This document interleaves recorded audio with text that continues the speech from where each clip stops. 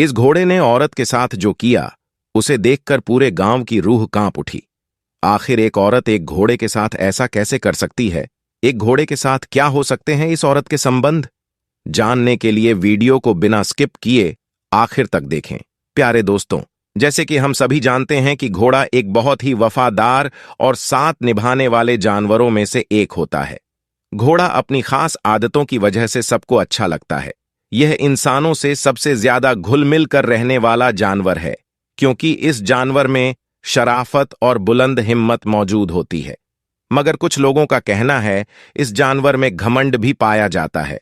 इसी वजह से घोड़ा अपने आप में ही ज्यादा मस्त रहता है, लेकिन किसी औरत का हर वक्त घोड़े के साथ में रहना और उसके साथ में खेलना कूदना कितना ज्यादा नुकसानदेह साबित हो सकता है, इसके बारे में जानकर आप भी हैरान रह जाएंगे और आपके पैरों तले जमीन खिसक जाएगी। क्योंकि दोस्तों, इस घोड़े की कीमत बादशाह भी नहीं लगा पाया और वह औरत किसी भी कीमत पर उस घोड़े को बेचने को तैयार न थी। लेकिन आखिर ऐसा क्यों हुआ और वह घोड़ा उस औरत के लिए इतना खास क्यों था? उसके साथ उसका क्या रिश्ता था और राजा उस घोड़े को खरीदने के लिए मुंह मांगी कीमत देने को तैयार था? तो प्यारे दोस्तों, जानेंगे सारी बातें। इसी वजह से इस वीडियो को आखिर तक जरूर देखिएगा। तो प्यारे दोस्तों, ये कहानी उस जमाने की है जब हमारा देश आजाद भी नहीं हुआ था और छोटे छोटे रियासतों में हमारा देश बंटा हुआ था। उस जमाने में कश्मीर की वादियों में बसी एक रियासत में एक बहुत ही खूबसूरत लड़की रहा करती थी। एक तो लड़की अपनी खूबसूरती के वजह से पूरे इलाके में चर्चा में बनी रहती थी, और साथ इस लड़की के पास एक बहुत ही आल्हा नस्ल का घोड़ा था, और जो उस लड़की की तरह अपनी खूबसूरती के लिए पूरे इलाके में मशहूर था। कई लोगों ने घोड़े को खरीदने की कोशिश भी की, लेकिन लड़की ने कभी भी उस घोड़े को नहीं बेचा। इधर जिस रियासत में लड़की रहती थी, उसी रियासत का बादशाह घोड़े का बहुत शौकीन था, और उसके राजमहल में एक से बढ़कर एक घोड़े मौजूद थे।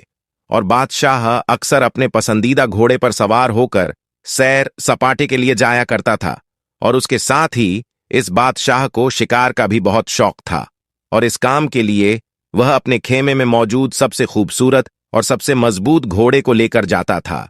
तो ऐसे में बादशाह का मूड बना, तो बादशाह ने अपनी सिपाहियों को बुलाकर कहा कि जाओ और अस्तबल में मौजूद घोड़े में से एक मजबूत घोड़े को लेकर आओ। बादशाह ने जब सिपाही से कहा तो सिपाही कहने लगा कि बादशाह सलामत, हमारी रियासत में एक लड़की है जो कि यही कोई 28 साल की है, और बादशाह सलामत, इस लड़की के पास एक बहुत ही खूबसूरत घोड़ा है जिसे लड़की के अलावा किसी ने छुआ तक नहीं है, और न ही लड़की ने घोड़े को बेचा है। जब बादशाह ने घोड़े के बारे में बात सुनी तो बस वह घोड़े को देखने के लिए बेताब हो गया। उसने फौरन सिपाहियों को हुक्म दिया कि जाओ उस लड़की से घोड़ा लेकर आओ। सिपाही उस लड़की के पास गए और कहा कि बादशाह सलामत ने आपका घोड़ा मंगवाया है, लेकिन उस लड़की ने साफ इनकार कर दिया। और जब यह खबर बादशाह के पास पहुंची तो बादशाह को बेहद गुस्सा आया कि हमें मना करने वाला आखिर यह कौन है। लेकिन दोस्तों, यह बादशाह बहुत अच्छा था। उसने अपने गुस्से को काबू किया और अपने सिपाहियों को हुक्म दिया कि उस लड़की को बाइज्जत उसके घोड़े के साथ हमारे दरबार में लेकर आओ। जब सिपाहियों ने उस लड़की से जाकर कहा कि बादशाह ने आपको आपके घोड़े के साथ बुलवाया है, तो ऐसे में लड़की मान गई और लड़की दरबार में अपने घोड़े के साथ पहुंच गए। लेकिन लड़की ने ये बात पहले से ही ठान ली थी कि चाहे कुछ भी क्यों ना हो जाए, लेकिन मैं अपना घोड़ा किसी भी हालत में बादशाह को नहीं दूंगी। और बादशाह ने जैसे ही घोड़े को देखा तो वह उसका दीवाना हो गया, और वह उसकी मुंह मांगी कीमत देने के लिए भी तैयार हो गया। लेकिन लड़की ने कहा कि अगर आप अपनी पूरी रियासत भी मुझे देंगे तो भी इस घोड़े की कीमत के मुकाबले नहीं हो सकती है। मैं इस घोड़े को किसी भी कीमत पर बेचने के लिए तैयार नहीं हूं। तो इस पर बादशाह ने पूछा कि आखिर इस घोड़े में ऐसा क्या है? तो लड़की ने कहा कि बस ये मेरा पसंदीदा घोड़ा है। लड़की ने कहा, हां, आप चाहे तो इस घोड़े की सवारी कर सकते हैं। बादशाह ने सोचा कि चलो एक बार ही सही घोड़े की सवारी ही कर लेता हूं। तो फिर बादशाह ने जब उस घोड़े की सवारी की तो वह उसकी दौड़ और फुर्ती का दीवाना हो गया, और वह लड़की को मुंह मांगी कीमत देने के लिए फिर से तैयार हो गया। लेकिन लड़की फिर भी इस बार न मानी और उसका जवाब ना ही था। तो बादशाह ने कहा कि ठीक है, तुम्हारी मर्जी, मत बेचो। लेकिन बादशाह कहने लगा, अच्छा तो तुम आज शिकार के लिए अपना घोड़ा हमें दे सकती हो, तो लड़की सोच में पड़ गई। फिर उसने सोचा चलो मैं घोड़ा ही दे देता हूं। लेकिन लड़की ने कहा कि मेरी एक शर्त है, जब आप गांव में सही सलामत वापस आएंगे तो इस घोड़े को रियासत के शाही होने का हुक्म देंगे। लड़की की बात सुनकर बादशाह भी तैयार हो गया और अब वो उस घोड़े के ऊपर शिकार के लिए बिल्कुल तैयार था। बादशाह उस दिन बहुत ज्यादा खुश था। अगले दिन जब बादशाह जाने लगा तो उसके पीछे कुछ सिपाही भी निकले। जब बादशाह शिकार की जगह पर पहुंचा तो उसने घोड़े को रोकने की कोशिश की, लेकिन पूरी कोशिश के बावजूद घोड़ा नहीं रुका और घोड़ा हवा से बातें करता हुआ और अपनी पूरी रफ्तार से आगे बढ़ता जा रहा था। बादशाह के पीछे चल रहे सिपाही घबरा गए और सोच में पड़ गए कि आज से पहले तो बादशाह सलामत इससे आगे कभी नहीं गए थे, तो आखिर अभी इस इलाके में कहां जा रहे हैं। फिर वह बादशाह के पीछे चलती है। फिर थोड़ी देर चलने के बाद घोड़ा एक ऐसी जगह रुका जहां बहुत सारे फल और नदियां और बहुत खूबसूरत नजारा था, जिसे देखकर बादशाह का दिल खुश हो गया। उसे वहां बहुत अच्छा सुकून मिल रहा था। उसे ऐसा लग रहा था कि इससे अच्छी जिंदगी कहीं नहीं हो सकती, क्योंकि दोस्तों वहां का जो माहौल था वह बहुत ज्यादा सुंदर और शांत था, जिसे देखकर मन और दिमाग अपने आप ही शांत हो जाता था। और वहां बादशाह की पसंद के जानवर भी शिकार के लिए मौजूद थे, जिसे देखकर बादशाह और भी ज्यादा खुश हो गए। और बादशाह ने सोचा कि यह घोड़ा तो बहुत ही समझदार है, मैंने आज से पहले इससे ज्यादा खूबसूरत जगह कहीं नहीं देखी थी। फिर बादशाह ने वहां खूब शिकार किया और फल खाए और वापस आकर लड़की को उसका घोड़ा देते हुए कहा कि वाकई में आज से पहले मैंने इतना शानदार घोड़ा कहीं नहीं देखा था। इसके बाद फिर से बादशाह ने लड़की को घोड़ा बेचने के लिए कहा, लेकिन लड़की ने मना कर दिया और वादे के मुताबिक बादशाह ने घोड़े को शाही घोड़े का तगमा दे दिया। लेकिन अभी भी बादशाह के दिमाग में यह बात थी कि आखिर लड़की को घोड़े के साथ इतना लगाव क्यों है। और जहां लड़की और घोड़े की तारीफ हो रही थी और जो लोग बादशाह और लड़की से हसरत करते थे, उन्होंने गलत अफवाहें फैलानी शुरू कर दी कि इस लड़की के घोड़े के साथ नाजायज ताल्लुका थे। और कई बार हमने खुद लड़की को घोड़े के साथ पहले सुबह जंगल में जाते देखा है। और जब यह बात बादशाह के कानों तक पहुंची तो बादशाह के कुछ जासूसों को लड़की के पीछे लगा दिया गया। फिर जासूसों ने भी लड़की को सुबह घोड़े पर सवार होकर जाते हुए देखा तो उन लोगों ने कहा, जी हां बादशाह, सलामत रोज सुबह उसे घोड़े के साथ वह लड़की जंगल में जाती है। और सिपाहियों ने बताया कि जब वह आती है तो उसके पास कुछ फल या फिर शिकार किया हुआ जानवर होता है। यह सब सुनकर बादशाह समझ नहीं पा रहा था कि आखिरकार असल मामला क्या है। तो फिर बादशाह ने उस लड़की से ही पूछा कि तुम जंगल क्यों जाती हो। तो लड़की ने राज से पर्दा उठाते हुए बताया कि दरअसल में इसी जंगल में पैदा हुई थी और मेरे माँ बाप बचपन में ही गुजर गए थे। उसके बाद से ही मैं इन्हीं जानवरों के बीच पली बड़ी हूं। ऐसे में मुझे जानवरों से बहुत प्यार था और मैं हर जानवर का ख्याल रखती थी। इसी दौरान जंगल से गुजरते हुए एक बुजुर्ग मुझे यह घोड़ा देकर चले गए और उन्होंने मुझसे कहा कि तुम इस घोड़े का ख्याल रखना और यह तुम्हारा ख्याल रखेगा। उसके बाद लड़की ने बताया कि मैं इस घोड़े से इतना प्यार करती थी, इसका इतना ख्याल रखती थी जितना कि बाकी जानवरों से नहीं करती थी। और जैसे जैसे घोड़ा बड़ा होता चला गया तो यह मेरा ख्याल रखने लगा और हमेशा की तरह यह मुझे ऐसी जगह लेकर जाने लगा जहां से मैं कभी गुजरी नहीं थी और वह जगह इससे पहले मैंने कभी नहीं देखी थी। और वहीं से मैं फलों की टोकरी या शिकार किया हुआ जानवर लेकर आती हूं और उनको बेचकर अपना गुजारा करती हूं। उसके बाद फिर सब लोगों को समझ में आ गया कि आखिरकार लड़की और घोड़े के बीच में क्या रिश्ता है, और यह जो रिश्ता है यह रिश्ता वफा और मोहब्बत का है।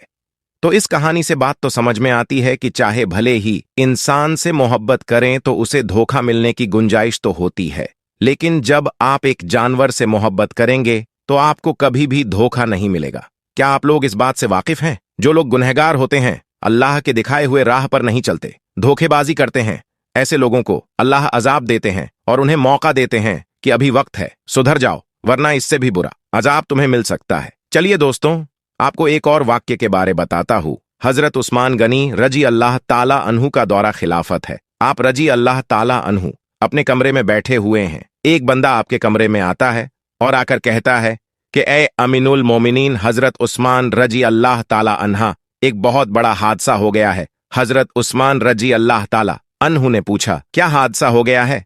तो वह शख्स कहता है कि ए अमीनुल मोमिनीन, मैंने शादी की थी एक औरत से, और आज उस औरत की शादी को 6 महीने मुकम्मल हो गए हैं, और मेरी बीवी ने एक बच्चे को जन्म दे दिया है। अब आपसे मेरी एक दरख्वास्त है कि मेरी शादी को तो अभी 6 महीने ही हुए थे, और यह बच्चा कैसे पैदा हो सकता है? अब इस वाकया से पहले दोस्तों, आम लोगों के अंदर यह बात पाई जाती थी कि 6 महीने में बच्चा पैदा नहीं हो सकता।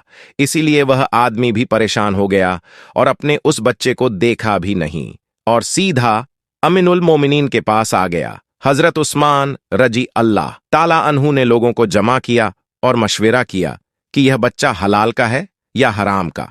और इससे पहले ऐसा वाक्य कभी भी पेश नहीं आया कि किसी औरत ने 6 महीने के बाद किसी बच्चे को जन्म दिया, और यह पहला वाक्य था। और दोस्तों, अरब के अंदर आम तौर पर 6 महीने के बच्चे को हराम का बच्चा समझा जाता था। तो मशवरे में मौजूद तमाम लोगों ने कहा कि 6 महीने का बच्चा अरब के अंदर कभी भी पैदा नहीं हुआ है, लिहाजा यह हलाल का नहीं हो सकता है बल्कि हराम का ही है। और जब हजरत उस्मान रजी अल्लाह ताला अन्हु ने तमाम लोगों से मशविरा कर लिया और हिसाब किताब वालों ने सबने यही कहा कि अरब की तारीख में 6 महीने के बच्चे को हराम समझा जाता है, तो यहां पर हजरत उस्मान रजी अल्लाह ताला अन्हा ने हुक्म दिया कि औरत को संगसार कर दिया जाए। हजरत उस्मान रजी अल्लाह ताला अन्हु ने हुक्म दिया कि औरत को खुले मैदान के अंदर जमीन में गाड़कर रजन का अमल शुरू कर दिया जाए। अब जैसे ही आपने हुक्म दिया और आपने यह फैसला फरमाया, तो यह खबर आसपास के इलाकों में फैल गई, और चलते चलते यह खबर हजरत अली रजी अल्लाह ताला अन्हा के कानों में भी जा पहुंची। अब हजरत अली उस मैदान के बजाय जहां उस औरत को संहार किया जाना था, वहां पर ना जाते हुए सीधा हजरत उस्मान रजी अल्लाह ताला अन्हा के पास जा पहुंचे और सलाम करने के बाद अमीनन मोलिनी से पूछा कि उस्मान, क्या आपने यह हुक्म दिया है कि उस औरत को रजन किया जाए जिसने 6 महीने का बच्चा पैदा किया है?